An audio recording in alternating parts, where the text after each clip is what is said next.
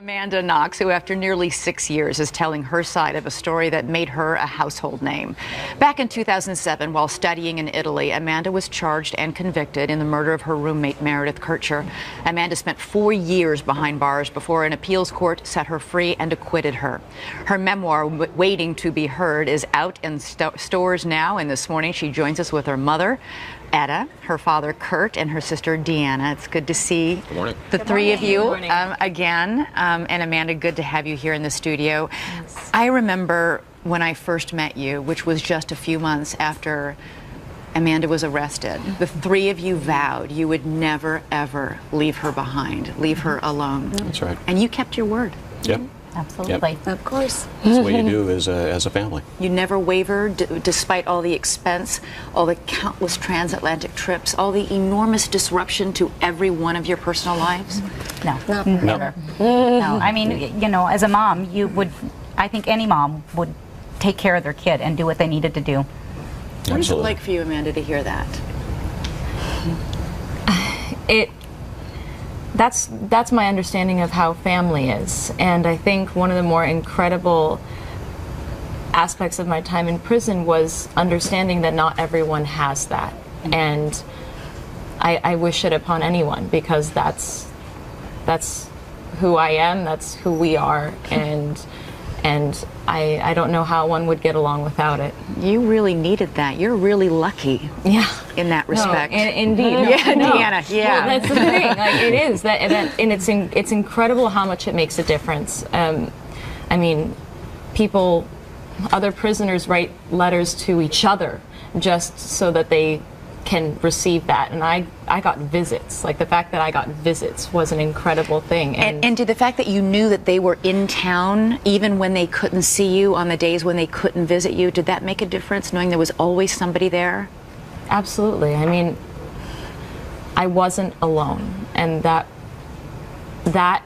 when everything is this storm around you and you feel like you're just being pinpointed, it's terrifying to be alone, and I wasn't. I'll never forget interviewing you, Kurt, and Deanna on the night just 3 hours after Amanda was convicted in Perugia in 2009. It was the middle of the night. Etta, in the courtroom, you had collapsed in anguish because you couldn't even speak. Yeah. Deanna, you were so distraught you got physically sick to your stomach at the courthouse. This is you and Kurt just hours after that verdict was handed down. Let's take a listen. I was stunned. I said, how could you even do this with what was presented in the court of law? We yelled across the courtroom as they were taking her away that we love her, because we couldn't see her. You know, you have to put on a face. When we go and visit her, we can't cry. You going to be able to do that? We hope Can't so. do it now.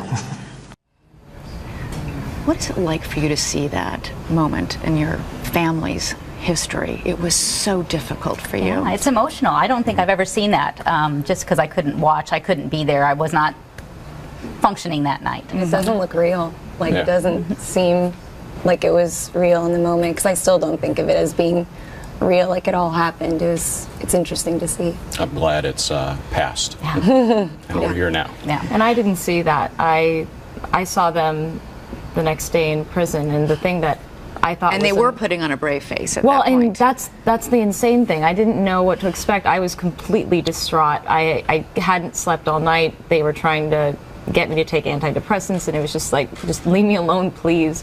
And when I got there and I sat down with them, I didn't know what to say. Like, I didn't know what to do. And it was actually Delaney of all, like, she was a little child, sister. my littlest sister, this child who just told me, looked at me with this straight face, it's going to be okay. And I was like, oh my God. Of babes, Exactly. You know, you've said, Amanda, that you still suffer from panic attacks. What sets them off for you? What makes that happen?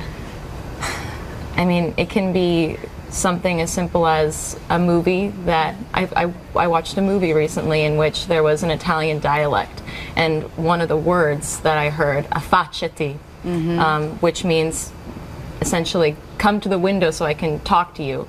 And it was what prisoners would say to each other to come to the bars so that they could talk to each other across the hall. And I heard someone saying that, and I couldn't breathe.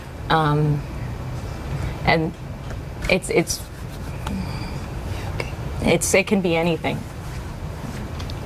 If you Google the name Amanda Knox, you get 7.1 million hits. You all know better than anybody that hundreds of thousands of those are not kind, some of them viciously unkind.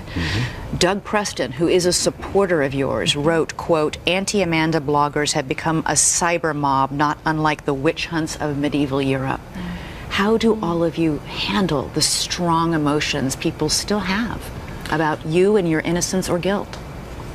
You know, I'd say that they obviously don't know all of the factors in the case and all of the pieces of evidence and the fact that there is a total lack of evidence, and it seems that they just have hatred in their bodies. But does it bother you? This is your Absolutely. beloved daughter. Absolutely. Yeah. Of course it does. And it bothers me to think that they know me. That's one thing that baffles my mind, is that people talk about me as if they know, like they're in the know about who I am, when no one's ever been able to speak with me, and They don't talk know who about she they is. know her personality. You know, I tend to stay away from it, and I guess someone told me, no matter what, everybody has, there's unfortunately people out there that are just kind of filled with hate, and they vent that anonymously through the internet. It's a really interesting kind of phenomenon that I think there needs to be conversation about. I think there will be. Yeah. Kurt and Etta, Deanna, it's so wonderful to see you under so much happier conditions. Yeah. Here in New Thank you York so City. much. Amanda, it's nice to finally meet you Yeah, after all that's these great. years of covering you. Thanks.